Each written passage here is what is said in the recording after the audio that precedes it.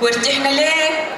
نحن من زمان من طلتك من نورك العم المكان، زي من زمان بنعرفك وحسينا معاك بالأمان، من همستك ومن الكلام ومن جلستك ومن بسمتك. الآن كلمة سعادة الغنصل أبو بكر النور، فليتفضل. بسم الله الرحمن الرحيم. الحمد لله رب العالمين، والصلاة والسلام على رسول الله. الحمد لله الذي بنعمته الصالحات. معالي الشيخ سعيد بن طحنون النهيان، رئيس الفخري للجالية السودانية بالعين، صديق وحبيب كل أبناء السودان على أرض الإمارات، الأخ الكريم الوزير المفوض أحمد عبد الرحمن نائب القنصل العام للقنصلية العامة بدبي، الأخ الكريم نصيب شيخ شيوخ رؤساء الأندية على مستوى الدولة، الأخ الكريم عوض رحمة نائب شيخ شيوخ رؤساء الأندية على مستوى الدولة عجمان، الأخوة الزملاء بالسفارة، الحضور الكريم، الأخوة الشعراء، أخي العزيز دكتور علي الأنصاري، السلام عليكم ورحمة الله وبركاته. نلتقي اليوم ودولة الإمارات والسودان يحتفون بالعيد الوطني 51 لدولة الإمارات العربية المتحدة.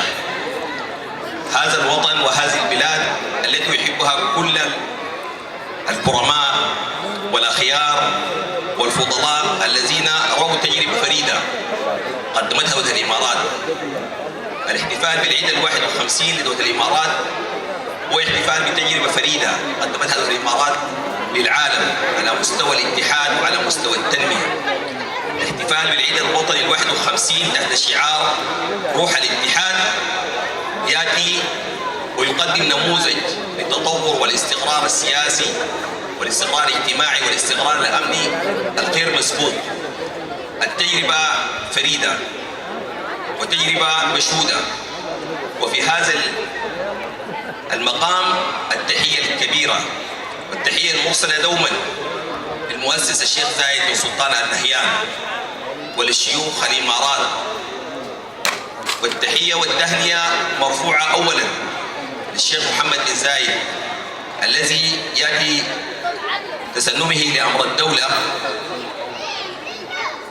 ومقبل العيد 51، وهو له بصماته. قد كان ولي العهد في فترة كبيرة، في عهده شهدت الإمارات انطلاقة كبيرة. دولة الإمارات العربية المتحدة في علاقاتها القديمة مع السودان هي علاقة متميزة. كفاني الشيخ في مداخلته الجميلة أن الشيخ زايد أول زيارة له كانت إلى السودان، وأول رئيس يزور أبو ظبي كان جعفر محمد نميري.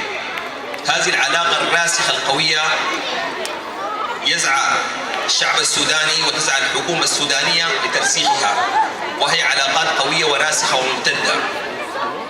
الحديث عن تجربة الاتحاد هي تجربة يقتدى بها ويحتذى بها. نحن سعداء أن تحتفي كل الأندية السودانية مع دولة الإمارات بالعيد الوطني. الجالية السودانية التي عملت يدا بيد وكتفا بكتف في بناء ودعم نشأة دولة الإمارات العربية المتحدة. التقيت الأسبوع الماضي بعدد من الأسر السودانية، أحدهم سألته متى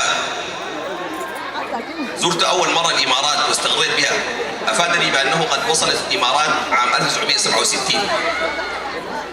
وآخرين ما زالوا امتدت علاقاتهم وتصاهروا وتعايشوا وصاروا جزء من نسيج هذه الدولة.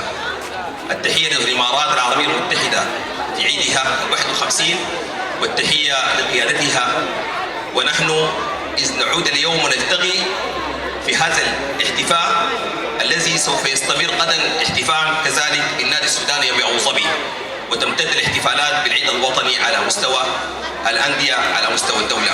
التحية لكم مجددا، ونلتقي على مرافي الفرح والأمل والاستقرار والأمان بإذن الله. السلام عليكم ورحمة الله وبركاته.